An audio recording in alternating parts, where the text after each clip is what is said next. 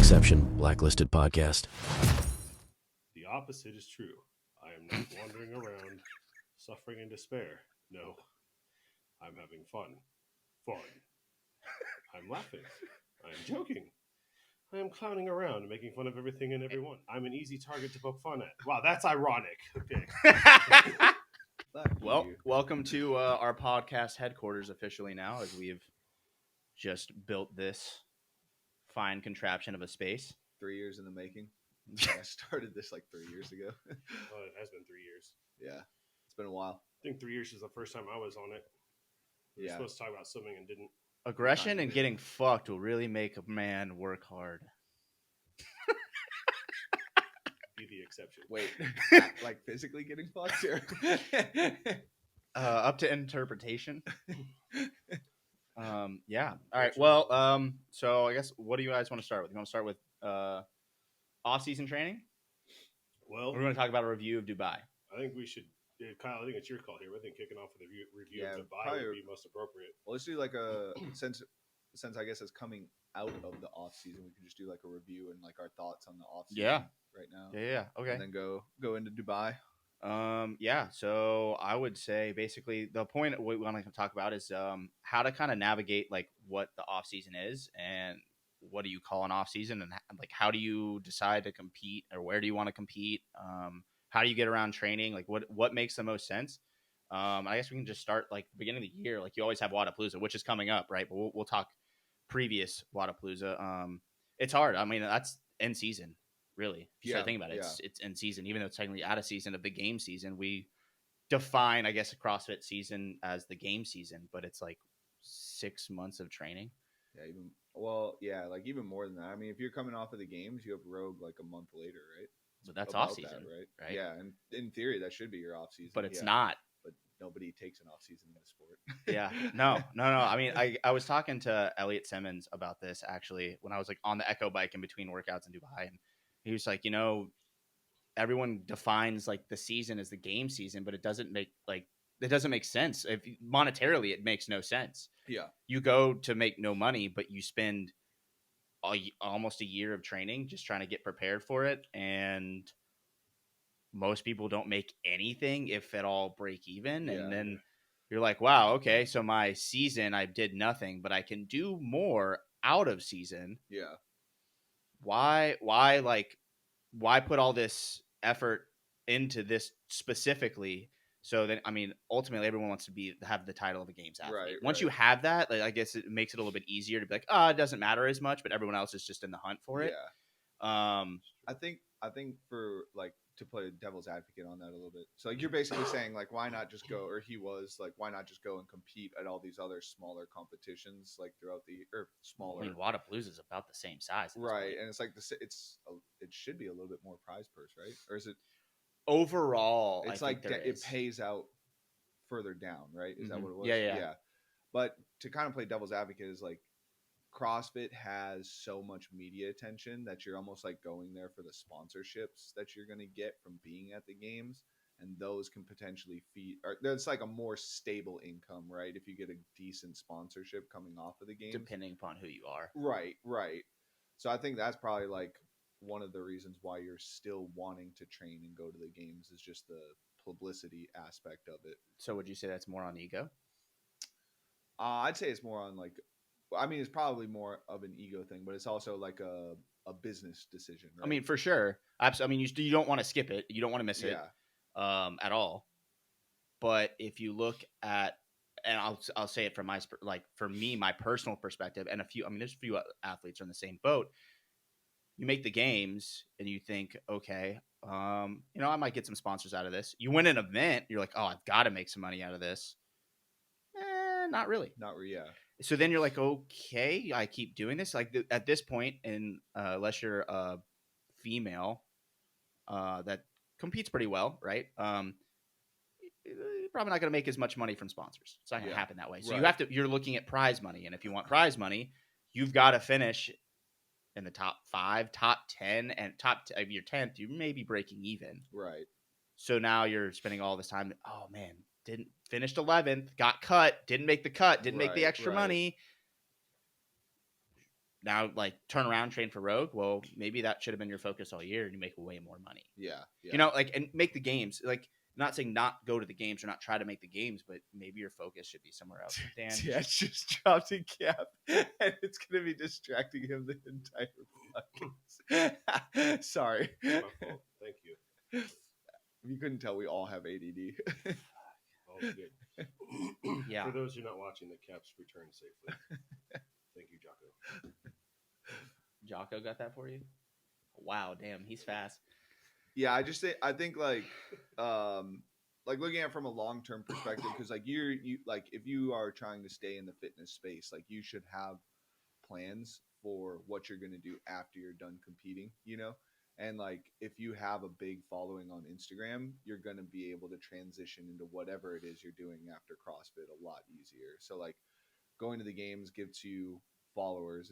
It might not necessarily give you money, but it gets you followers, and then you can do whatever you need to you can use that following to do whatever it is you need to with that following to make money. I mean, afterwards. that's a whole other podcast on how to navigate that. Yeah, right. Shit. Right. And yeah, like the more followers you have, in theory, the better your sponsorships are going to be. Sure, if as long as you're not buying them and faking it. Yes, right.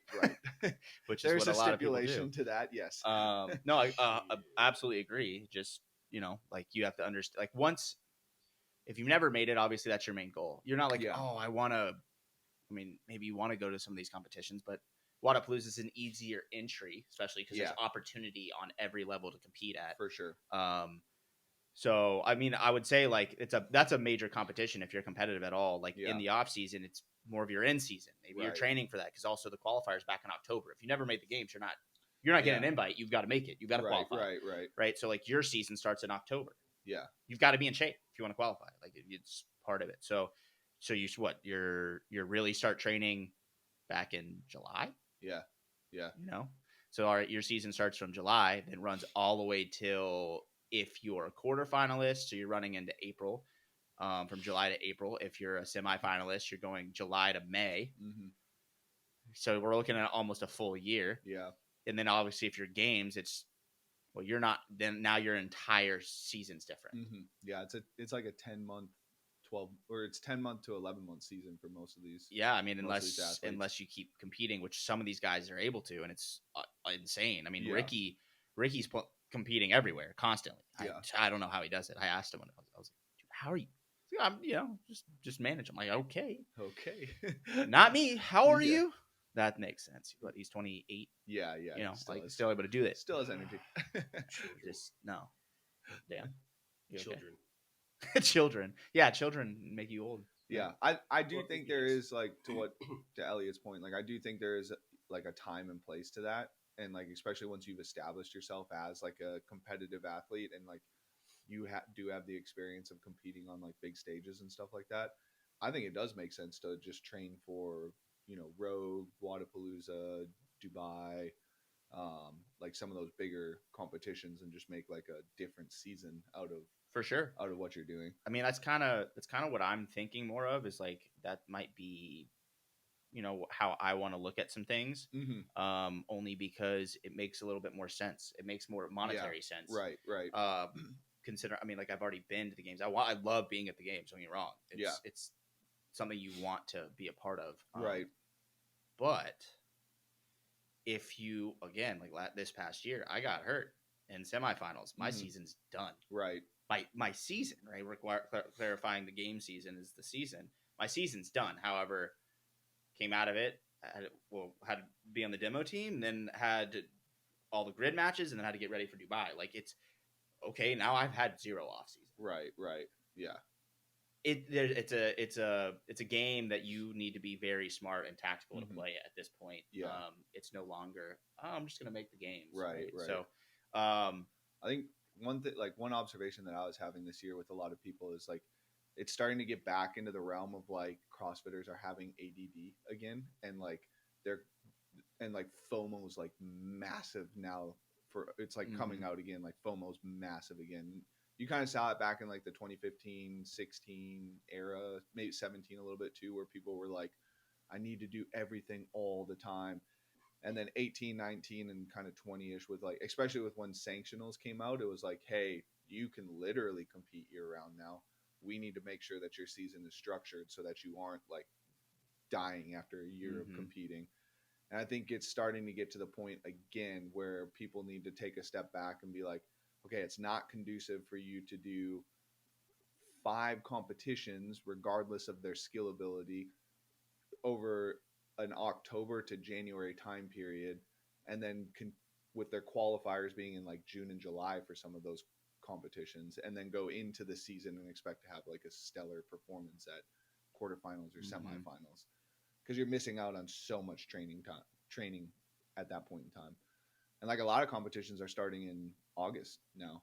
I think June and July are like the only 2 months that like there's not a ton, but I mean, I had people competing in June and July this year. Yeah. I guess so. Like advice wise, like for most people that are going to listen or talk, like look at this podcast and decide like, hey, maybe here's some good points, are going to be anywhere between quarterfinalists and semifinalists, right? If I'm you, I'm going to go down. I'm going to write. If I have a coach, if I don't have a coach, you should probably get one. If you're serious about it, right? Yeah. Write a list out of like competitions that look like they'd be a good time for you, but also would make you a better athlete. Competing is important. You've got to get comfortable competing, and make a cup. I am not a fan of doing as many as possible. Do two or three. Because if you want real training blocks, if you really want to get better, you cannot keep competing. You have to train. There's a difference. At minimum, you need 6 weeks. Like the top athletes can adapt to stuff in 6 weeks. Yeah. Most people need 8 to 12 to like genuinely solidify in what they just worked on. Yep. Yeah, for sure. And so I would write down the few that I want to do that year. It's kind of what like I'm like with Courtney right now, like one of my one-on-one clients, I was like, she wanted to do Fittest of the Coast, Wadapalooza. She was trying to do another qual. I was like, whoa, like, and she straight up texted me and was like, hey, I need help. I need you to make the decision. The Fittest of the Coast is right after the team of Wadapalooza. Yeah. Like I was like, look, you will enjoy your time at Wadapalooza if you know it's the only competition you have to do. Yeah. Money's not great for that either. It's too much stress. It's the hormone dump of going up and down between competing. And then you have to like just enjoy the competition, be focused on one thing. And you'll do a better job competing. If your focus is split, right, it's going to show. Yeah. Right. So focus on one thing. We can always come back to that one next year. Like, right. You already qualified. We can go back again the next time. So if you're looking at this, look at your season, if you're going to maybe one every 3 months. Yeah. On average, but then give yourself time to deload. So you have to define your own off season. And I guess that's the big part of it. Not everyone's in season and out of season are the same. It's just depending upon you. Yeah. And like, I think the biggest thing with CrossFitters, they do things so last minute. It's like you're saying, write down all those competitions and then figure out where their timeline is. Sometimes those timelines change. So you might have to adjust like in season, or like as you're prepping, like later, like a couple months down the road, and then like come up with like, okay, if I compete in April, I'm not competing until November. If I compete in November, I'm not competing until February. Oh, well, the Open comes in around February, so maybe I should only do 2 this year or something along those lines. Or, I mean, you can set somebody, like, especially if you have a coach, and this is why having a coach is valuable, like, you can set somebody's season up to be like, okay, you have 2 competitions within 4 weeks of each other in September and October. We can set you up to be peaked for those or do well in those competitions, have you back off a little bit, and then ramp you back up to go into Open, quarterfinals, and semifinals. And like, if you don't have somebody with that oversight, you're just like, I'll just do these competitions, take a day off, do a class workout, and then I'm right back to training. And then March rolls around, and you're like, why am I waking up 3 or 4 times at night and just feel drained throughout the course of the day? So like, that's kind of one of the benefits of having like the coach to oversee, like, okay, you want to do these competitions, let's give you some ideas around like, okay, we can do this, we can do this, we can do this, and you can kind of plug and play and like communicate back and forth with that athlete. Yeah, for sure. One, like I think a very good perspective once you've defined your in-season, off-season, and it changes year to year. It can change year to year, right? It probably should change year to year too. Yeah. Well, new competitions are showing up. Like there's a new, obviously a new Wadapalooza one out in my hometown in California that I actually really like to do, but it's at a odd time, and maybe this next year it won't work out. Maybe it's later down the road. But once you've defined that, I think just like all sports have like a preseason, they have preseason matches and preseason games. Yep. Treat one of these competitions as a preseason to see like, hey, all right, where am I at? I know what I kind of need to work on, but you don't really know until you're out there and you're competing with everybody else, right? So if you don't have that environment around you to know, go out there, have fun, enjoy it, and then go back home and be like, okay, I need to work on this, this, and this the most. I thought I was better at it than I was. I'm not, right? Yeah. And then now I can attack before I get into my season. Okay, here's the big thing we got to focus on this year. Let's smash this.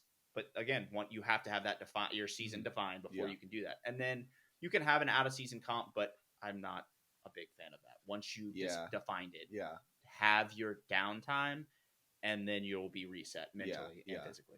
I do think it is a little bit different for women with preseason comps because, like, this is just from my observation, but I've seen that women have the ability to have like more fun at competitions.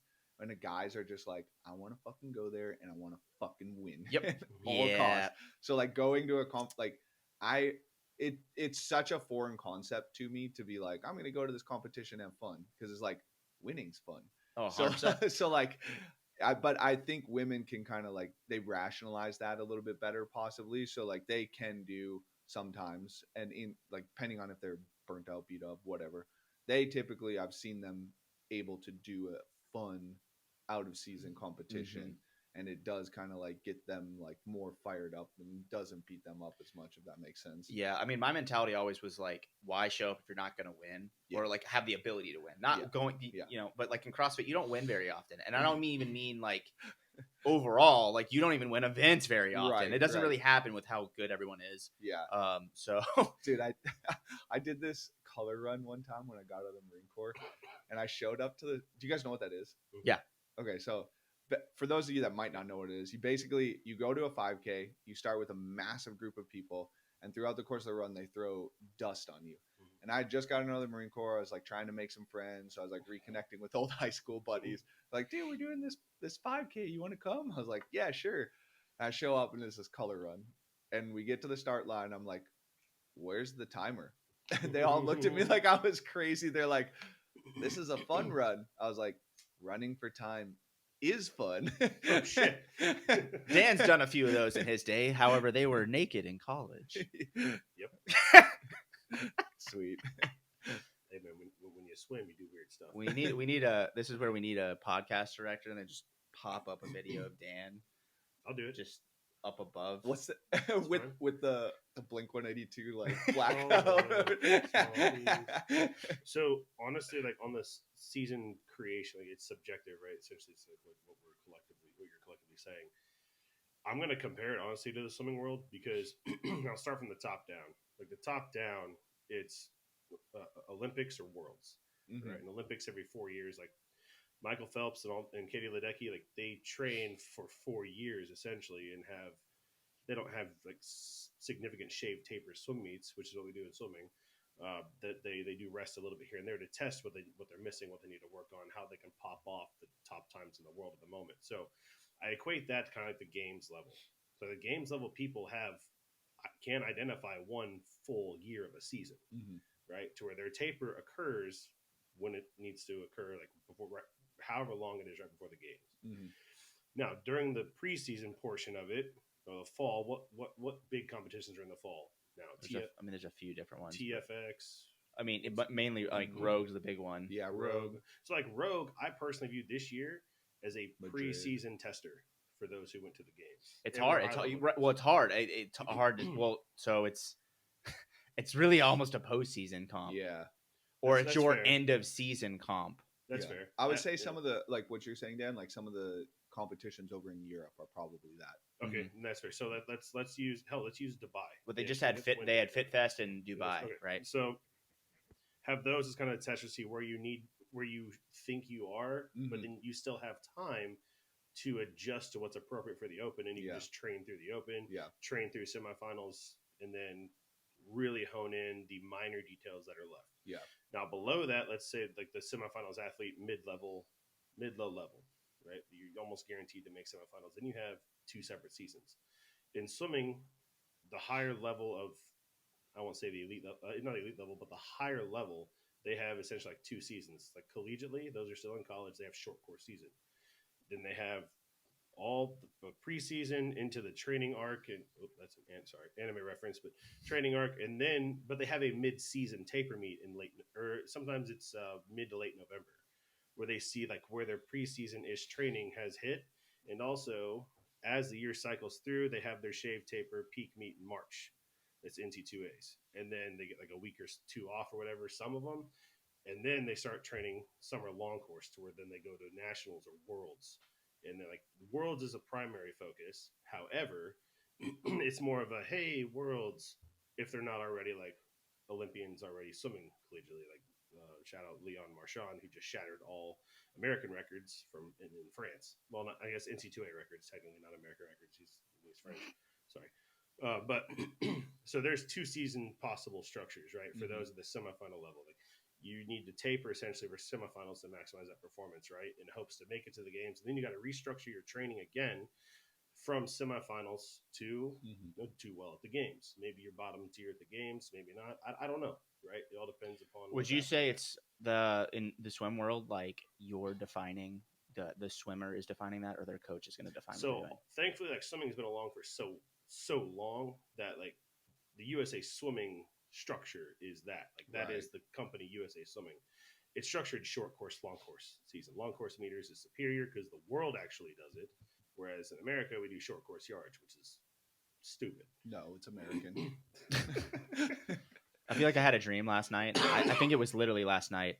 Why I was like, I literally feel like maybe I was back in Dubai. I don't remember, but the whole premise was like, why do we do everything opposite of everyone else in the world? Because we're the imperial army. Because of fuck you.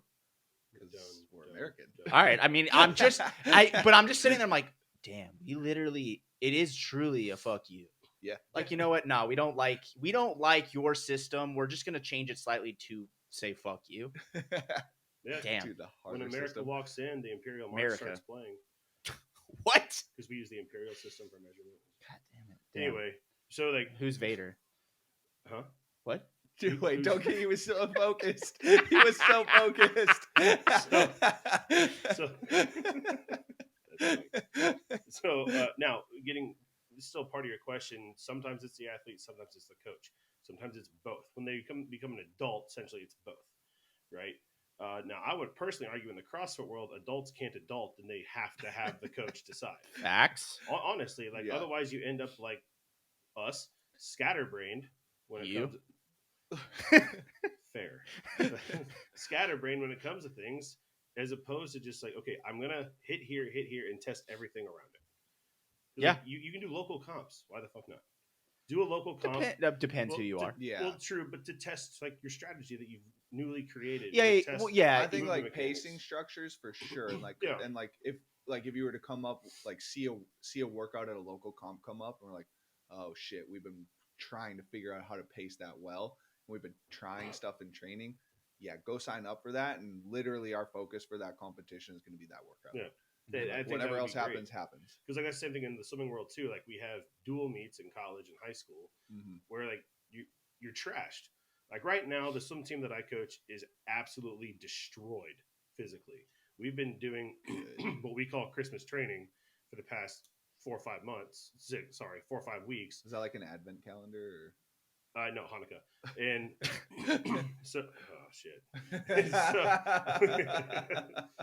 During that time, it's just complete annihilation of their body while still trying to hone in pristine mechanics. And then there's also the catalyst of like adapting to the training stimulus finally type of deal. It's like I'm getting trashed, but the adaptation is occurring. Sorry. That breaks you. I want to knock this off. I'll break you. Dolph Lundgren. Well, the actor. But anyway, so that's how I kind of view the local comps. Like if you're that semifinal athlete and you have the 2 seasons, I mean, hell, it could be semifinals in Rogue Invitational or semifinals in Dubai or semifinals in. There was, shit, there's in-person here. there was, I don't remember, I don't know how many females, but I know there was a male that made Rogue, and he's a semifinal athlete. Garrett Clark. Yeah. He's, and I don't. Was he? He was. Then also, I don't mean that in a disrespectful way either, because like being a semifinal athlete is great, but he's also like there's different tiers, right? So he's knocking on the door of the games. So too many people try to reinvent the wheel when deciding their seasons. So don't. Yeah. No, that's simple. what CrossFit's entire history has been trying to reinvent the wheel. Well, hire a coach that literally can see things for you. This podcast brought to you by Blacklisted the Method. Shameless plug. Yeah, absolutely. No, I strongly agree with that. Like then you have But the other issue though is that CrossFit literally every 2 years changes. Yeah, that is a big problem. However, it doesn't have to change essentially like your approach. Like, no, it doesn't. It's going to until it's still the infant stage of a sport. Yeah, right. And it's going to take. It doesn't have to change your approach, and I think a lot of coaches understand that. Mm-hmm. But the athletes, every time something changes, it's like stress freaks them out, and now they're like, I don't know what to do. Like, I'll just do everything or something along those lines. Real athletes don't do that. I don't disagree, but athletes don't do that. I think there's a lot of people outside of the games level that haven't had a ton of, I guess that's what I mean, athletic experience. Yeah. So that becomes like when they change something, it's like an oh shit moment for them, and they just freak out and try and do everything at that point in time. Yeah, I don't disagree. Yep. It's a trauma response in a sense. Well, newsflash. Yes. The only thing that's constant is change. So get your ass used to change. Yeah, I mean, time's an artificial construct, right? So when shit changes, it doesn't alter essentially like what you're doing. Time's just a measurement of motion. Here we go. We go to conspiracies. No, this is what everyone's here for, honestly. I'm doing my best to stay on track. Okay, guy. I'm doing my best to get you off track. I know. I'll start reading from this book. I'm just in here in the middle. Go back to a quote from Jocko. In Jocko we trust. I mean, fair. It's. I say that because like a silly belief. I believe like true athletes don't need music. Yeah. You're not a true athlete. Fair. You can't hone in. You don't need music. It doesn't matter what fucking music you're listening to. Someone will call me a psycho the other day. I was in the gym and they walked in and they were like, "What the fuck is wrong with you? What? You're just dying. You're literally on the floor dying in the middle of intervals training. There's no sound in this gym." Yeah. That's how Saitama became One Punch Man. I mean, if you need music, you're mentally weak. If you need something. Yeah. No, you just need oxygen. Not even water, just oxygen. Yeah, fuck the H2, give me the O. Yeah, I mean, according to all football coaches, water's for weak-ass motherfuckers. Water's for washing blood off my uniform. That's also true. That's the other use of water. You got to use ammonia. Also, you know what else water is used for? Swimming. Which is a great... We've been talking about swimming. Well, yeah, I mean, that's kind of your, whole thing is how do you swim year-round? Because it does benefit you in the CrossFit world. This is some cool stuff that's happening, and I know you guys know about it, but those who listen to it may not know. There's a lot more translation from water to land than I think any CrossFitter. I won't say any CrossFitter, but the majority next to probably yourself and those I've been working with, no. We're going to prove it. Honestly, we are. Like, so are we allowed to say this now? Why would we not be allowed to say that? I don't know. What? I mean, so, God, this is honestly a good chance to like bring you up to speed on it, I suppose. Like, we're starting research with Dr. Jerry Mangina at Kennesaw State University, Marietta, Georgia. Shout out. Kennesaw or Marietta, Georgia? It's Kennesaw. Kennesaw, Georgia. Okay. Well, I mean, you just say it's in Kennesaw. That's fair. And we're essentially going to be starting from the core and working outward. And specifically what we're starting with is understanding like... That's what CrossFit is? Yes. You have to understand core stability in the water. We call it body position, right? Just like everything on land, but the body position is a little different. And you can hold the body position, but you have to also be able to like move through the water with it. So we kick to start with and go through like a progressive body position-esque warm-up in the water. And we're going to be looking at and testing the individual's ability to maintain that position for butterfly chest bars and how much they can move in an ovular motion as opposed to a circular. And then we say... Did you just say ovulation? Yes. And we say you screwed up. once the body starts to move in a circle, now how we're essentially what you had said when you and I talked in October about wanting to get it was October. We're figuring out a way to measure not just like the ability to maintain that position, but also hip activation and maintaining just body line in general from the activation pieces or the active pieces all the way down to toe. Like we're gonna be measuring like broken knee, how many people are driving their chest to bars with their knees, hips, feet, etc. Yeah. And I've come across a new mechanic that we're going to be testing as well, and I'll bring that up to speed with you guys later. I just found it yesterday. Essentially, like foot position within the kipping motion, like toes pointed, feet together, That's an important piece actually. Toes pointed inward to maintain. Like if you think about the structure of underneath. Like, I'll tell you right now, that's an inability to use the right muscle group. Yeah. I know. Oh, that's going to sound great. Sorry. It genuinely frustrates me. Dan, I'm afraid you're going to absolutely just launch my trophy off the fucking counter, and I'm just going to kill myself. I literally went back for this. I wanted it. If you're thinking about harming yourself, please contact Dan. Dan? I'll help you. Throw out his phone number. 675-309. No, but so CrossFitters need to swim year round if they want to see their gymnastics improve and also their capacity. 100% capacity from core to extremity, which that has carry over more than just gymnastics in the sport, like your strength metrics, your ability to breathe with the barbell, everything. Stop swimming to swim. Yes, it's very stupid to do. Stop that. Like, just I'm gonna go out and run, never knowing how to run, never had a coach to teach you how to run, and you're just gonna go run. You're gonna create so many bad habits, and then actually create all these muscular imbalances. You're gonna get injured. Like swimming. Just swimming to swim. If you're not a great swimmer, you're not going to probably get hurt. You'll get hurt.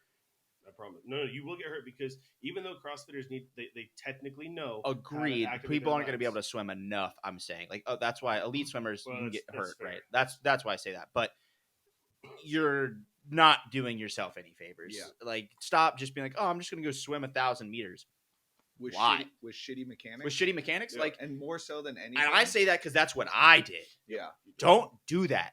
Yeah. Stop. We'll find someone like this man, and he will help you very quickly. It only took me not too long to learn. It took me about 5 months to get like really become efficient. Yeah, right, and that's fair. Learning something entirely new, understanding each part of the mechanic, and I'm still like need to get way better because I want to be a swimmer, not just a CrossFitter that can swim. I mean, that's the cool thing about working with individuals wired like yourselves. Like you want to be a swimmer while in the water. But that's part of CrossFit. Like you have to be a weightlifter. You have to be a gymnast. You have to learn all of these things. You can't just be like, oh, I'm going to figure it out. Like, okay, just going to beat my head into a wall. 20 years later. And that, I mean, granted, that's a lot of people's mentality. It's great mentality, but be smarter too. You need to have that mentality to be good at the sport, but you also need to be a student of the sport to be good at the sport. And that requires you to be a student of multiple different facets of fitness. Oh my God, yes. Thank you for saying that. Yeah. So Dan would normally tell most people that you need to swim once a week year round, right? Yeah. If you want to make sure your gym just overall capacity, and what we failed to mention a moment ago is like understanding appropriate breathing mechanics, breath timing. Major piece. Huge. I mean, that has been, I would personally argue the breathing point's more important. You in the water, like, and you on land lately, compared to what I know from you in your past, which is limited, right? I would personally argue that, like, because your breath mechanics have improved so much in the water, I would argue that your breath awareness, timing, and mechanics have improved on land and has allowed you, like, you did not have much time to prep for Dubai because of grid season. And I would strongly argue that us meeting once a week from February to until you left for Dubai, which we're going to start back up in January. Man, I wanted to swim. Lanes are available. It sucks they didn't have that. I mean, you're on the threshold of the elite side in the CrossFit world of swimming. Just on the back side of the elite side, but hey, it's way better than where I was. Yeah, I was on the back side of just the bad drowning. You were drowning. You look like Rich Froning in his first year in 2013 swimming. No offense. I'd say worse. I looked worse. No, you did. You didn't. Damn. You didn't. No offense, Rich, but that was pretty bad. So I'm gonna get sued for that. Like your breath timing and understanding how to force water to conform to you and not have to conform to water, I would strongly argue played one of the Bruce biggest. Lee. Yes, almost. I would strongly argue plays the biggest role. Played one of the biggest roles without having data to back it up. I mean, he said be like water. He didn't say He to said be water. he said be one with water. I'm pretty sure he said be like water. I don't remember the exact. Just look it up. You got a computer right there. It's be like water. Jamie, pull up. Jamie. No, but you did not have much time to prep, and like how our progressive pieces in the water were breath rest, body position, drilling, EST. I honestly would say like, so body position awareness, right? Like I have pretty good awareness of, Yeah, you can manage, especially in the air, right? Like but that's also from learn from sports. This is different. That's fair. This is entirely different. You have so to like be hyper aware. Right? Exactly, but this positioning directly translates to like handstand walking. Yep. Directly, or and being in that position overhead. Yeah. It is directly different, especially with holding the kickboard out in front. But I mean, all of it, right? So one thing, I mean, again, I've noticed is I don't really train so much. Hey, how many chest to bar can I do unbroken anymore? But just swimming all the time, it's like I can keep going. Mm-hmm. I don't need to come down. Right. It's pretty crazy. Like, it's insane how much that's. Maybe it's because I'm biased with swimming, right? But it's insane to me. I mean, yes and no, but that's why we're going to prove it. That's why we're going to show that. I mean, we've seen it with all the athletes that we've sent over to you that Amanda's the same way right now. Like her upper body pulling gymnastics, we haven't been working on it that much, and it hasn't gone anywhere. That's awesome. So I mean, Amanda and Pat's abilities dramatically improved, similar to his. I mean, I'm not trying to talk low on them, but Griffin, your ability from where you started. I spent more time on it. This is true, but your ability from where you started greatly. Yeah, it's because of how fucking bad I was. Well, and you listened. I mean, yeah, right. There's a combination, but like the ratio of like, oh, I was that bad. I had a long way to go. So there's going to be a lot of getting better. But yes, also paying attention and listening is be coachable. I need to backtrack a little bit. Like I feel I made that sound like I was saying Pat and Amanda didn't listen. That's not true at all. No, they're great. I saw Pat got better. He got good real quick. Yes. Real quick. Fuck you, Pat. I mean, I would. But then once, like Amanda as well, like Amanda started with not fully understanding how to rotate specifically. And her breathing was on the struggle bus with her breath timing. And then, I mean, it sucks that whatever competition that she and Pat and Tristan and someone else went to, beach brawl. It sucks that the waves were 8 feet tall. I mean, it's fine, but like you made a really good point. Like, so CrossFit has like almost zero rotation, right? So 100%. Just because CrossFit doesn't have it doesn't mean you shouldn't be training that. 100%. And one thing swimming does do is rotation. Yeah. It's great. It will add that back in. Mobility will also increase because you're strengthened. You're getting stronger 100%. In that rotational position. If you take them, so all right, those listening, when you're in the water, you have to be hyper methodical. You have to be hyper aware, hyper disciplined. You have to, at the risk of sounding strange, which I am, so it's fine. This checks. See the electrical connection from brain to muscle and the mechanism of contraction to do the movement, then you will greatly understand how to move on land, because in an anti-gravity chamber that is water, it's your proprioception, kinesthetic awareness, ability to be like, hey, this is going to move. I'm going to tell this to move. It's like doing box squats, right? You have to, when you sit there for a second, you say, I'm not going to stand up until I know my hamstrings are going to fire first. If that's the way you want to train. Okay, I was about to say, you almost lost me. I was like, I'm going to fight you. Yeah, correct. Yes, if you box squat, if you don't stop sitting down and disengaging and then standing. Exactly, right? Right, and there's a point to disengage and re-engage if you're learning to do that. That's not on very heavy weights, people. So stop doing that. That's the one I mean. The disengagement pieces. You sit on the box, you completely disengage, blow out your spine, and you say, okay. I will hope to God you're disciplined enough to stay braced in your core so you don't blow out your spine. But people 100%. Yeah, we do box squats. We do box squats. The legs, relax the body. Then stand it. we do box squats with the swimmers right now, and I'm like, dudes, stop it. Like, we've gone past the point of like we've had to stay engaged. We're no longer just training like activate hamstrings. Give them a 30-second reason why you're doing box squats for swimming versus full squats, just so people know. So they're not like, oh, I'm going to go do box squats all the time now. That's fair. So for swimming specifically, box squats are a little more superior. Well, I don't have the data memorized, but it's significantly more superior than doing like full ass to grass squats, because in swimming, you do full ass to grass squats, you're going to engage more your posterior, you train your posterior. Get big butt cheeks. Thank you. That's just more than 30 seconds, isn't it? Ass get big, legs get dense, legs sinky. Yes, there you go. That was me. Yeah. Still me, kind of. You know, go forward. You swim at so angle. They try to build a little bit more quad dominant and quad dominant and also that which is more beneficial for swimming. And it's wide stance as well. So we're trying to get more understanding of how to externally rotate. Mm-hmm. Yeah. So what you're saying is Jill Seedman was correct. Who is this? You guys know? Yeah. No, I know. I don't. No. I didn't hear anything. He's anti anything full below, squat. Don't. Yeah. No, below 90 degrees. All right. There's a point and purpose to doing that. Squat below parallel, bro. Yeah. Stop. You know what? If you want to see what. I have a very large feeling about this and why everybody's tearing their ACLs in the NFL. The 18th game of the season last year.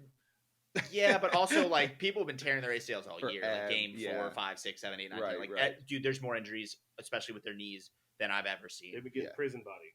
Strong up top. They're just not trained. They're trying to train too specific, dude. Football, you are getting hit in so many ways. You've got to be strong in all positions. Yeah. What's the guy that does all of the strengthening stuff in like weird? Ido Portal. Yeah. Well, that is one. Honestly, Ido Portal is one. But what do you mean? The guy that does kick flips with like bands around. No, not that guy. Not that guy. Oh, you're talking about Juji Mufu? No, never mind. Forget it. I don't know. I can't remember. Are we playing how many influencers we can name? No, I'm not, because I'm not going to name like anybody. No, but anyway, you want like do a full fucking squat and stop caving your fucking knees. Stop bouncing. Learn. You can have the Golgi reflex work. I get it. Like. Stop bouncing and caving your knees. You're disengaging. You are disengaging. Yeah. Stop it. Everyone's going to get mad at me about that. Yeah, your knees might wiggle when we're at max capacity weight. I get it. That's okay. That doesn't mean they should be fucking touching. Yeah. Right? Like, stop. You're not helping yourself get stronger. Everyone's like, how, Griffin, how'd you get so strong? Stop fucking doing that. Yeah. Get a stronger core. Be able to control your body and stand straight up. That's why pause squats without caving and doing them correctly and contracting correctly are very important first. Yeah. Then build speed. I'm off topic because I'll go a mile. No, I'll go fucking forever about honestly, this shit. It's appropriately on topic because we're teaching like hyper awareness of movement mechanics from water to land, and that plays a role too. Oh, 100%. Just stop thinking you're any Olympic weightlifter where their knees cave. Just stop. Stop. That is so specific. Like, whatever. Stop. Don't do that.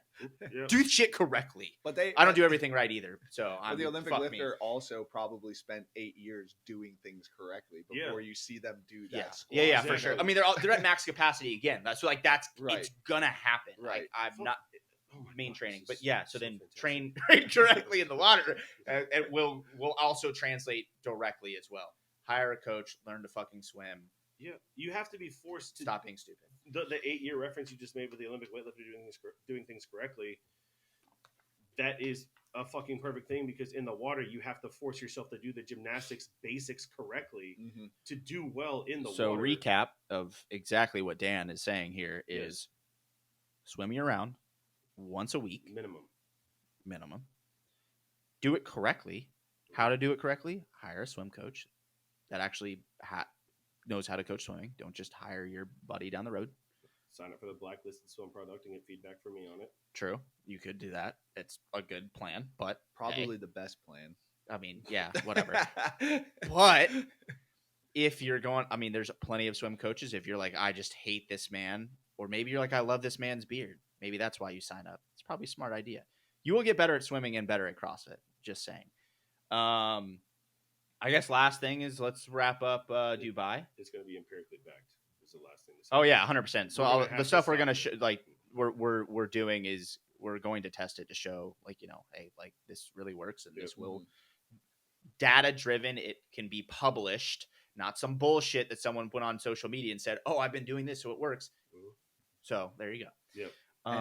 N equals 1 is the best study, right? True. Best way to Of course, study. yeah. Yeah. Okay. Just making sure. Yeah. Last thing is we'll talk about this glorious trophy I got to bring home that I wanted so bad since 2018 when I went. Swimming And got first me to the event trophy. I've ever done as an individual and blew it and let Matt Fraser beat me in a weightlifting event and PR. Huh? And I was super fucking pissed and talked to him right after the event. I was like, I'll never let you beat me in a weightlifting event again. What if it was that? It was the max snatch in 2018 Why'd you get beat? because I'm an idiot. Oh, okay. Again, it was my first individual comp. Went out there by myself, no coach, none of like nothing. Just hey, I'm here. I don't know what's going on. I qualified for this. It was the first time it was a sanctional, so like that field was absolutely stacked as well, just like it was this year. Yeah, we had 5 minutes on the clock for a max snatch. You had to announce your weight in kilos. Wasn't prepared for that. Before each lift, you had to announce it. So like I didn't know. And I'm like, yeah, 120 kilos, which is like I knew it was around 260-ish, whatever, right? And then basically it was 5 minutes, but there was no clock on the floor, so I had no idea. And like before you knew it, they're like, all right, 30 seconds, and I had just snatched 298 or something, like right around 300 pounds, and I ended up throwing on like 145 kilos. So that's like a little over 315. So I was at 135, and I went to 145. 20-pound jump. Yeah. No idea, dude. But they were like 30 seconds, and I was like scrambling to throw weight on, and I just launched it over my head. I like just gorilla launched the bar, and everyone was like, "What the hell is wrong with this guy? He just threw 320 pounds over his head like it was nothing." I didn't know, and I was so rushed, and I was, well, then all Fraser did was go up by like 1 or 2 kilos. And Yeah, and he's smart, right? yeah. Like that's how it's done. Right. And I went back, and I'm like, I can't believe I let you beat me. He's like, one, he didn't. I don't think. I mean, maybe he did know who I am. He was pretty smart. He knew pretty much anybody he always competed against. Most likely not. I'd never really been anywhere other than the games on a team. So he was like, yeah, I mean, next time be in the final heat. And I was like, touche. Yeah. But I was like, I won't let you beat me again in a weightlifting event. So, yeah. So I wanted that back. So I got actually 2 that I beat his ass in.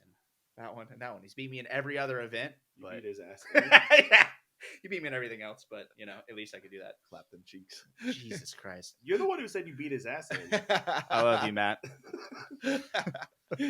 But yeah, so this year, went back. But this year, the lifting event, unfortunately, wasn't videoed anywhere. No media, nothing. I do have We videos. do have video of it. I do have a decent video of it. I didn't bring my media team because like, why not? They just were busy that weekend. No, everybody else had media teams or whatever, and had good videos of all that stuff. But we did it in the Dubai police station, which was like interesting. Well, it was, when I say in the station, like the first thought probably in your mind is like you were in a jail cell. That would have been sick. That would That actually would honestly have been cool. really cool. I would have Opportunity loved missed. that. They'd like lock the doors. And Yeah. like, if you don't hit this, you don't leave. You don't leave. Your competition is over. Oh, Might as well, actually, you know what? Might as well have, because the way the event went real quick is you had one minute, one attempt, one weight. You Yeah. had 3 attempts at the weight, Oh, okay. 1 minute to hit the bar. So Basically, Man, if you could have miss, done 3 times. yeah, if you miss, dude, you have one other, and you're Right. most likely not hitting it. Right. So you had one shot, Really, one opportunity. opportunity. 100%. 100%. Should see have everything you should have ever hired Eminem on the mic in a jail cell. That set would have the been scene. hilarious if that was the. That would have been dope. They only repeated that song the Oh, that'd be entire. fantastic. The basically you had to announce your weights, but you had to give it to them when we checked in. Didn't really like that, but it is what it is. So I was the first one up, walked right up, and I was like, I'm hitting this and this. I don't really care. And they were like, you're not gonna be able to change your weight, but then you can change your weight. It was very confusing. They ultimately let some people change their weight. Yeah. So it's fine. Whatever. At the end of the day, I still won. I knew the weights would be fine. Which the only person there were some strong people there for sure. But I had talked to Bronislaw about it, and he's like, "Yeah, I'm gonna do this way and this way." And I was like, "Cool. This is what I'm doing." In case you just want to know, just as a like sportsmanship. Whatever. Didn't care. And so we were in there, and it was very chaotic. to say the least. Warm up, which is pretty much typical with CrossFit events. Fitness events. It's not a CrossFit competition. It used to be. Yeah. It's true. Just saying. Super saying. True. So we're warming up in this fitness, their police fitness area. Yeah. Right. There's 2 platforms up there. There's a bunch of power racks and like this mini little turf thing, but there's like 1 million people in there. In the warm up area? The warm up area was the lifting area, pretty much. Oh, okay. It was sick. Okay. And by sick, I mean not at all.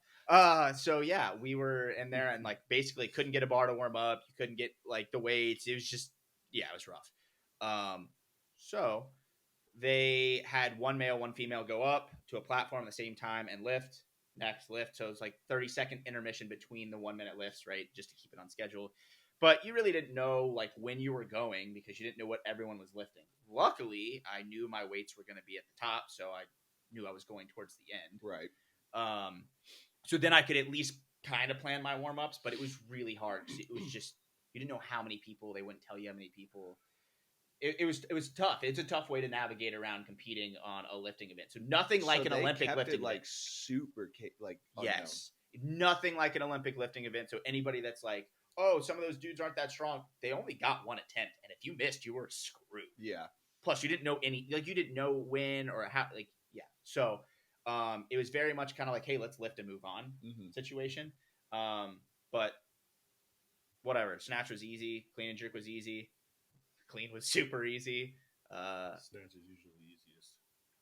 Well, so snatch, if you talk about strategy, it was like the one you could be a little bit more aggressive on because if you missed, you probably just missed out of technique. You're not probably going for a weight that you missed on the strength of it. Aspect of it. The clean and jerk, however, like you could, if you miss, you can try again. It just might not go very well. Sure and it happened for a couple people. Yeah. So I stuck with 365 or 165 kilos, which is 364, whatever. Power cleaned it. Probably one of the easiest power cleans I've ever done in my life. Looked like you muscle cleaned it, basically. Yeah. I was also making. And I one time, it's so funny. It's so funny how this works out because like a week or 2 weeks before, like all my lifting felt like shit, and it's so whatever. But I did a 365 clean and jerk, and just did like almost like the touch and go, no breath, and made it and posted it. And I was like, this is what I get for not breathing. I did the exact same thing when I was out there, and it was easy. I don't know, just for adrenaline is a hell of. Oh, it was great. It was great. I was like, oh my god, I could have jerked 450 pounds. This was stupid, right? But yeah, that was a weird but kind of fun but interesting event. I get to say I lifted in a police station. Unfortunately, could have been in a jail cell. I wish, whatever. There's probably all the swimming you did leading up to that. The obstacle course event was really cool. We were at talk about that over under thing. I don't even know, dude. That was you guys are basically it wasn't Magic Mike really going up over that thing. I don't know. You had to do it a certain way. Ricky, this is funny. Ricky wasn't doing it the way. I don't know if it should count. Whatever. Whatever. It doesn't matter. But he was doing it differently than everybody else. He wasn't doing the Magic Mike way. Sure. The way you maybe went over. whatever. I don't know. Yeah. Throw your hips in. Yeah. Whatever. But Roman's standing behind me, and he's just like, "That's a no rep. That's not how this works. Like that's not right." Oh, so we're all just best friends around here, and everybody can do whatever they want. Everyone just started laughing. He's like, "All right." I mean, Roman had a good, funny time about it, but I'm also like confident he's done that before because Roman went like a minute and a half faster than everybody, and that small amount of time is unbelievable. You have to know every little trick to go that much faster. Yeah. It's pretty cool to go that fast coming off a broken foot that quickly. He healed, whatever. Roman's a good competitor. No, I'm saying like that is impressive. Yeah, I mean, like to come off a broken foot and then have Dubai be what 3 months. Well, later? he competed at Rogue too. Are you right? Shit, I need to get more in the ball. Or did he not? Did he? Maybe not. No, maybe he didn't. Jeff. What's Google's? Hey, Jamie. Jeff did. Jeff did. Yeah. Jamie, pull up Rogue Invitation. So yeah. So that was cool. We had to go through all that, but so we're literally at a. You like water. You like water. Yeah, that's right. Told you. The SWAT challenge that we did was out like in the desert at their like facility. People were out there just shooting guns, not just shooting guns everywhere, but they were at their shooting in their lanes away, but you could just hear guns popping off all the time. It's kinda Hell cool. yeah. Yeah, it was cool. Yeah. Was it their police? Oh no, Roman did compete at Rogue. Okay. Yeah. Yeah. I wonder what kind of break he had.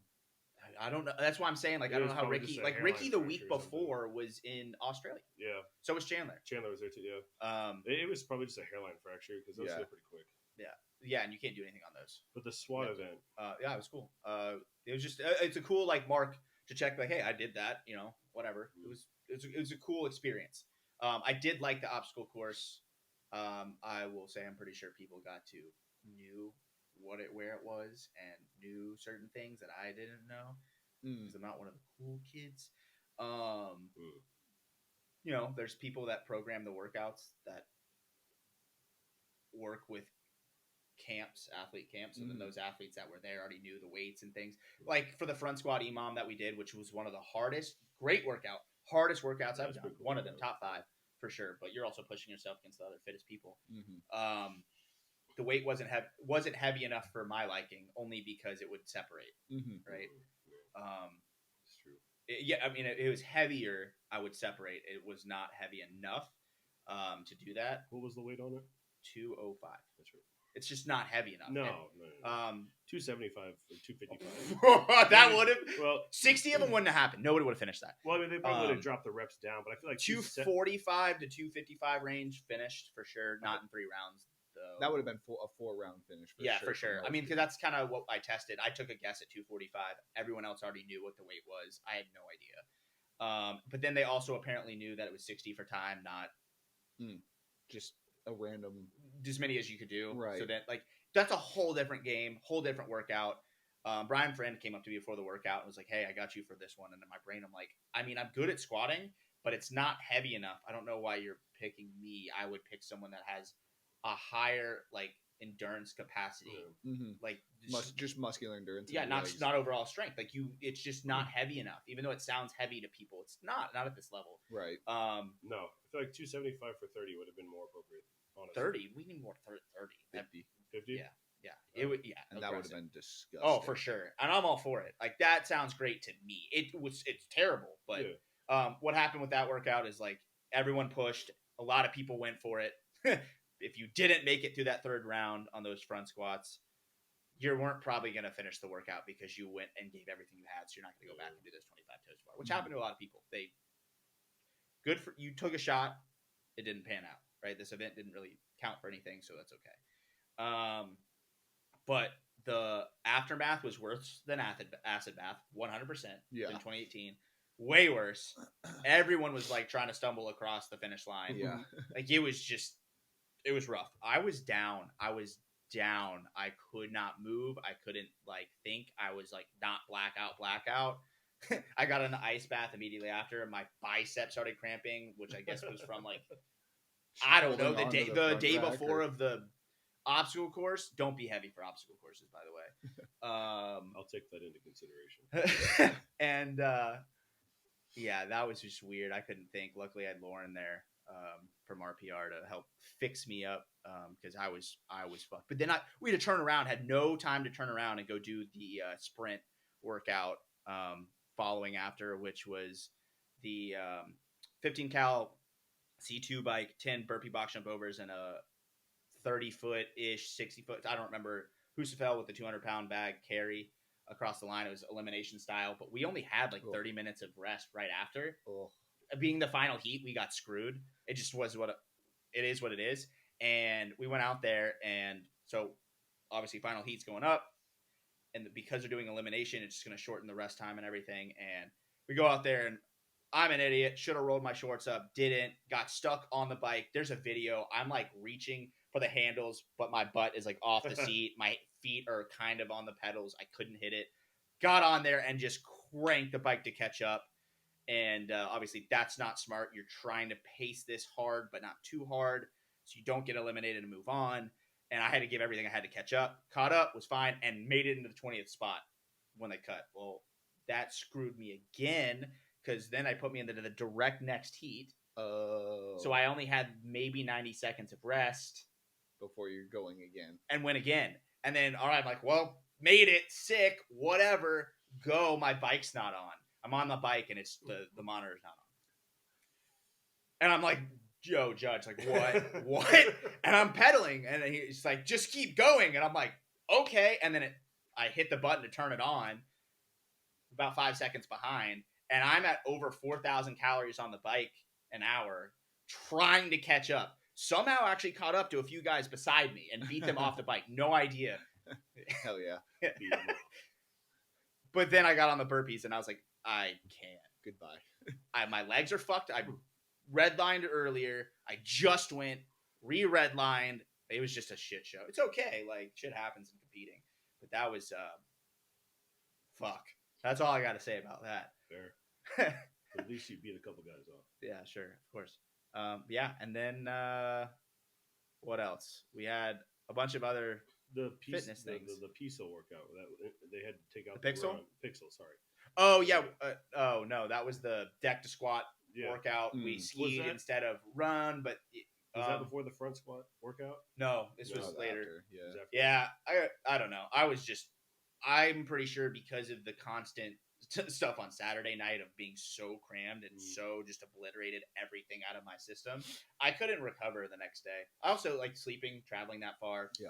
was You got not there happening. on like Tuesday, right? Tuesday, Yeah. and then sleeping wasn't happening Jet lag. very well. Yeah, jet lag's not great. But I don't know how Chandler did that. To go Yeah, from I don't know how any of these Australia- guys went from.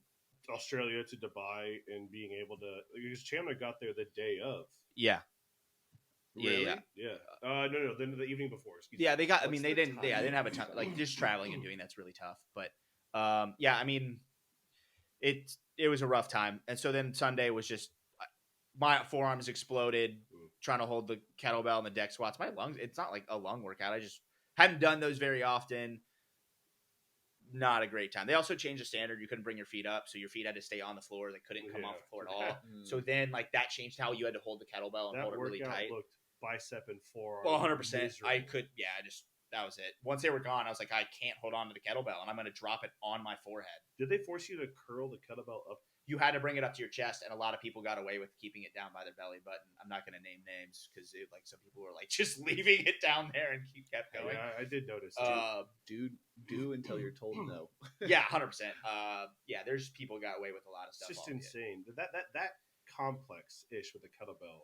There's like goblet squat to roll back, supine lat pull over, to sit up to squat again, but stand up. So I'm gonna have the Yeah. swimmers do that. Honestly, it looked cool. Yeah, I mean it's a good movement It was actually cool. to do, but it just a lot of the standards were different, a lot of changes, whatever.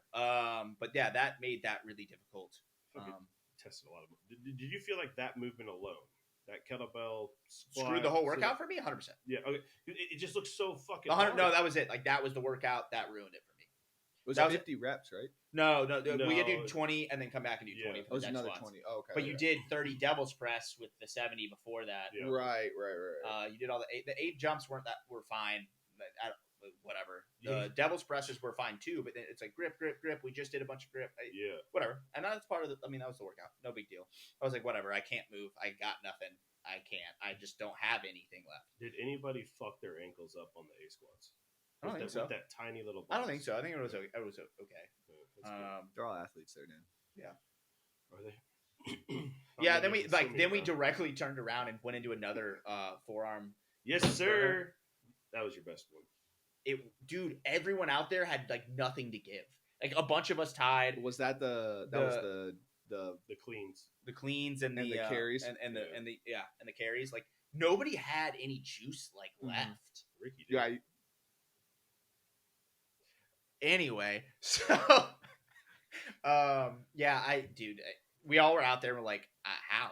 Because we literally just worked out because everything was condensed between 5 p.m. for us and like 9 p.m. So everything was late, and which is like really like 4 a.m. or whatever for me. So it's just weird working out in the middle of the night. And for other people, not just me, but that time frame, like being so condensed of doing 3 workouts back to back, was rough. Honestly, I wonder if like the. And then they cut and did the final, which was the handstand event, and they were gonna do like a speed ladder with their hands, but like the men couldn't put their hand. The standards were not going to happen. Put it that way. Basically, it took a speed ladder, and they were like, "All right, you have to keep your hands inside the square, and if they go out at all, it's a no rep. You had to do the whole workout unbroken, and like for the handstand walk. Okay. So like you would have to go through the ladder, just straight. But if you got to really think about it, you have to walk this narrow. Yeah. That's really small. Like there's good luck. Good luck for me. And then you had to do around the cones 3 freestanding handstand push-ups and then finish walking. Okay. Right. So if you came down at all at any point, you had to restart. That was the final event. Yes, and then you had to do. That's such a biased final event. Yeah. Then what did you have to do? You had to do something with the dumbbell overhead squats. Oh, okay. And then ring muscle ups and then go back. Oh, okay. Yeah. But it didn't matter. Like that part didn't matter at all. Yeah. There was 10 ring muscle ups. Like 10 bar muscle ups, 10 ring muscle ups. I think it was 10. That part didn't matter. It was where you good on your hands, but they took out the ladder because there's no way any dudes could fit through that. And it still made it hard. A lot of people couldn't finish that. So, yeah. I mean, so leading into the competition, do you feel as though those who weren't, I guess those who are in America who went over there, like yourself, do you feel like if you would have done, I don't know, 3 to 4 weeks of training where at like 4 a.m. At 4 a.m. for you, and from there, it's, whatever. It's literally just being able to travel and sleep, and I don't sleep super well anyway. That's fair. I'm just thinking like especially without my 8-sleep bed, I literally don't. Fair. This podcast brought to you by the Well, no, like the other night I actually like had to refill the thing and didn't have any water in it, so I was like, "Fuck it, I'll go get water tomorrow." And I couldn't sleep at more than like an hour at a time. That was back to what I used to sleep. Wow. Like my body just gets too hot, wakes up. Oh, the worst. Yeah, not even when I have my dude. That bed is incredible. I just wish I could like travel with it all the way across the world. Yeah. Somebody make one. Yeah. Well, I asked that because I thought you performed pretty well. Honestly, there's things I performed. I think performance wise was fine. Yeah. A lot of the stuff we worked on, none of it showed up. Right. None of it at all. Not one bit of it. Other than obviously just being fit, right? That's like going back to our in-season or the setting up the season. Like that's why you do a preseason, right? So that you can figure out stuff that you need to work on. Yep. Like you might be working on a bunch of shit, but the stuff we're working on is the stuff we're working on for the game season, right? So right. The stuff that I know is going to show up, you don't really know with this one. Yeah. So could there be an opportunity for a mid-season taper then? Like I would argue that you personally would have treated this since like. Yes, you were at the games. This was to get me like competing and help like after being hurt and just like getting me in a groove. So perfect. Right? Yeah. So going back to that, I would argue that this Dubai competition was your mid-season taper meet or mid-season taper competition. I mean, is that a swimming reference? Sorry, I'm not trying to. I'm trying to use different terminology. You trained hard. I mean, we had grid, right, which is unfortunate with leading up to Dubai. However, it still was pretty trashed. Thankfully, we had the double header. The last match, so you had to push the barrier of your fitness a little bit as opposed to just perform and go fast now type of deal. That what accent was that? It wasn't any accent. It was just that shit. Cancel him. That yeah. He's done. He's done. It's over. He's gone. Okay, I would say that Dubai was your test for what you needed to hone in for semifinals to get back to the games individually. Yes. Yeah. I mean that's. But you don't need to taper for semifinals. You need to hone in skills. You still need to taper. Yeah. Dude. No, like in order to make you specifically need to taper. Yeah. Everyone needs to taper before semifinals. Okay, so then everybody's too good, and there's not enough spots to make it out of the U.S. You got to taper. You have to be at your best. Yeah. You fuck up at all, you are not going. Like the way that you can kind of look at it is like. Dubai was the preseason comp, and you kind of do shit there to see like where you're at ability wise relative to the rest of the field and what things you need to start working on, if any. Because like everybody has bias in their programming, right? Of course. Everybody does. You're not going to find a program. If you're following a program, it's going to have bias to it. So you go to these competitions to test other people's biases inside of whatever their programming style is. Mm-hmm. You get data from there, and then you go and you do a two competition season peak template. So you peak for quarterfinals, so you have a taper in the quarterfinals, and then you restructure everything. Like you take your time off, and then you do a mini taper for the games, and you peak for the games. So it's like a 2 peaking cycle system. But you said essentially. peak for quarterfinals. Sorry, semifinals. I meant Okay, semifinals. right. Yeah. So how many weeks after semifinals is quarterfinals? About a It's month? long. It's 4 to longer 6? now. It's Yeah. longer now. I 12 think inches? last year was 6. I think. Quarter to semis, it's closer Is it? Oh, it's closer now, because the Open starts later. and then they're doing the month in between. Hold on, I'll go to the games website. Jamie, can you pull that up, please? Also, just wanted to say that I appreciated the Dubai competition, that they host it. It's a cool place to be and Sure, go if you've yeah. ever done it. I will also say, though, when it was a sanctioned event, I personally liked it a lot better. The events, all of it was cooler. But if you ever are offered to go, you should at least try it once if you get the invitation. I mean, you get a trophy like this potentially. Hell you yeah, gotta man! go. This You thing gotta is- go win it. Well, you also need to have the funding and sponsors and everything to go, which I didn't Can really somebody have. remember this? Individual quarterfinals is the 17th to the 22nd. Did I say quarterfinal? Yeah. Okay, yeah. And then let's see, Of March. April. And then Oh, individual and teams semifinals it's a month later. starts May 17th and 19th. Yeah. So it's 4 weeks. Yeah, now, it's a lot. It's essentially. shorter, right?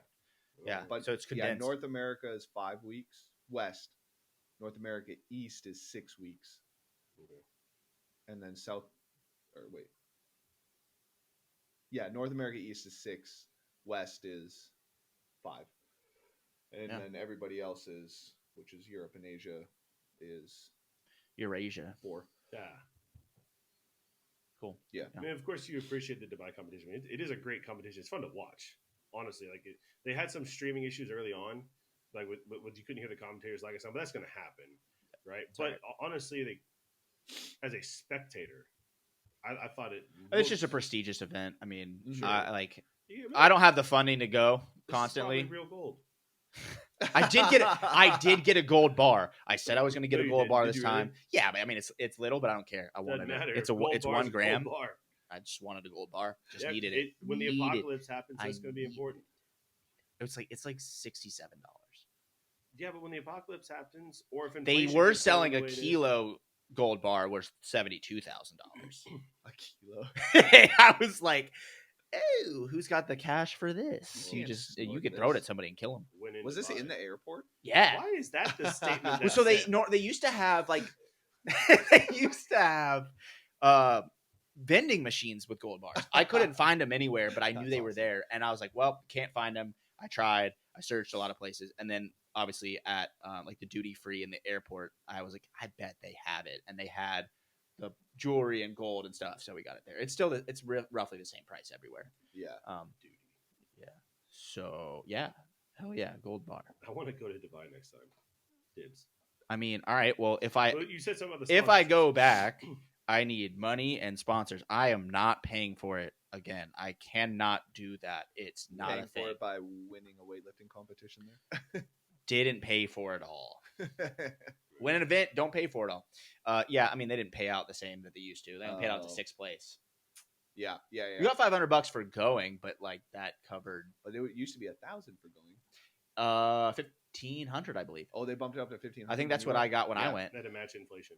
And also when you won an event, it was $3 grand, not 2. Yeah. Yeah. It just People, I So, remember, did like, they pay you for this? Like, yeah. I got $2 grand for that. You and Home Dog, the other one, Yeah. the guy who tied for you. So, Yeah. Oh wow. That's why we were like They- that's why I was like, dude, we both get money, we both take the 100 points. Who cares? You Yeah, that's used exciting. to walk out of there with, like, stacks of cash. Yeah. Like, I mean, if you're Roman, you did. yeah. Like, Travis was telling me that, like, if you won an event, the Sheik would just come up to you and just hand you $3 grand in cash. Like, right. Yeah, after it the was. event. It just was It different. was like the Wild It was West. different. It was Yeah. different. Gains the wildness. But yeah. All right. Well, I think that sums up our podcast. That was supposed to be 30 minutes. It's an hour and 15 minutes. I don't know when we're releasing this, but we have a camp coming up at the end of January. If you guys want to sign up for that, we have obviously prepared. Say what's that? Get prepared Yeah, for get the prepared season. For the season, it will be at Breaking Boundaries in Roswell, Georgia. If you guys are looking for well-structured programs that don't skip out on stuff like your abdominal wall strength and your shoulder strength and capacity, you can sign up for the method. It's geared to peak you for open and quarterfinals, and then we'll kind of, if somebody qualifies off the semifinals with that, we'll do some rearranging there for them. And then obviously Dan has the swim program that you guys can sign up for. And Strongly encourage that if you want to understand how to hold correct body positions. Yep. And then we are always looking for athletes if you guys are looking for a coach. So shameless plug. I mean, it'll benefit people. Like, they should do it. They should at least reach out and talk to us. I mean, if you don't, there's plenty of other great ones, but we care. Yeah, we do. We really do care. I mean, that's why we do this. Like, I compete. I don't make a lot of money, and I coach, and I don't make a lot of money either, but I like helping other people, and so do all you guys. Like, that's why we do it. So we're not just throwing a bunch of bullshit at you saying, hey, buy this product. We're here to help you, right? Which is most people. We're an athlete-driven organization. We're the anti-fitness company. Good. Step in. Blacklisted. Step in. No. Step up. No. Take charge of your mind and do what you should do. Facts, actually. I thought you were going to read that whole thing. That was like 3 paragraphs. Peace out, fam. 3 sentences. Catch y'all later.